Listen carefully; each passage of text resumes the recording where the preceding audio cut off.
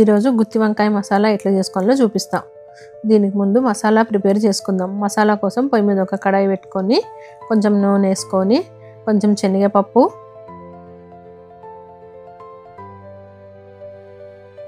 కొన్ని ఎండు కొబ్బరి ముక్కలు, కొన్ని పల్లీలు వేసుకొని ఫ్రై చేసుకోవాలి.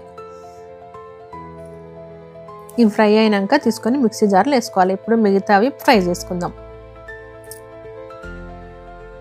ఇప్పుడు కొంచెం అల్లము, కొంచెం వెల్లిపాయ ముక్కలు, కొంచెం జీలకర్ర, కొన్ని నువ్వులు, ఇవి కూడా మంచిగా ఫ్రై చేసుకోవాలి.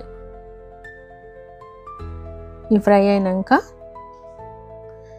కొన్ని కాజులు వేసుకోవాలి, కొంచెం కట్ చేసిన కొత్తిమీర వేసుకోవాలి. ఇవన్నీ కలిపి మంచిగా ఫ్రై చేసుకోవాలి.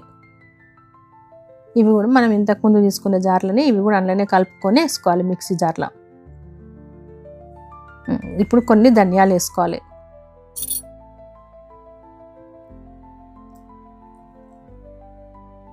ఈ ధనియాలు కూడా ఫ్రై అయినాక ఈ మిక్సీ జార్లో వేసుకోవాలి. ఈ జర చల్లగా అయినాక తగినంత కారము, తగినంత ఉప్పు, ఒక చిన్న బెల్లం ముక్క, కొంచెం పసుపు, ఇవన్నీ వేసుకొని కొంచెం నీళ్ళు పోసుకొని మంచిగా పల్చగా మిక్సీ చేసుకోవాలి. తర్వాత పొయ్యి మీద ఒక మందపాటి కుక్కర్ పెట్టుకొని నూనె వేసుకొని నూనెలో ఒక బిర్యానీ ఆకు, ఒక దాల్చిన చెక్క, ఒక ఇలాయచీ, 2 లవంగాలు, కొంచెం జీలకర్ర, ఇవి ఫ్రై అయిన తర్వాత సన్నగా కట్ చేసుకున్న ఉల్లిగడ్డ ముక్కలు, సన్నగా కట్ చేసుకున్న 2 టమాటా ముక్కలు వేసుకొని ఫ్రై చేసుకోవాలి. ఇవి ఫ్రై అయ్యేలోపు మనం కట్ చేసి పెట్టుకున్న వంకాయలలో మసాలా నింపుకుందాం.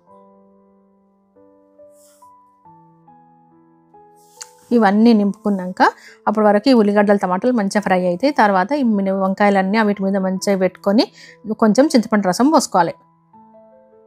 చింతపండు రసం పోసుకున్నాక మనం ఈ మిక్సీ చేసుకున్న పేస్ట్ని కూడా పోసుకొని మంచిగా ఒక గ్లాస్ నీళ్లు పోసుకొని పల్చగా గ్రేవీ అయ్యేటట్టు వేసుకొని మంచిగా ఒకసారి కలిపి ఒక 2 విజిల్లు వచ్చే వరకు మూత పెట్టుకొని కుక్కర్లో ఉడికించుకోవాలి. ఇప్పుడు మన వంకాయ మసాలా రెడీ అయింది. సన్నగా కట్ చేసుకున్న కొత్తిమీర కొంచెం వేసుకొని పొయ్యి ఆఫ్ చేసుకుంటే మన వంకాయ మసాలా కర్రీ రెడీ. ఇది వెజ్ బిర్యానీతోటి, రోటీతోని, చపాతీతోని, బగారా రైస్తోని చాలా బాగుంటుంది. మీరు కూడా చేసుకొని ట్రై చేయండి.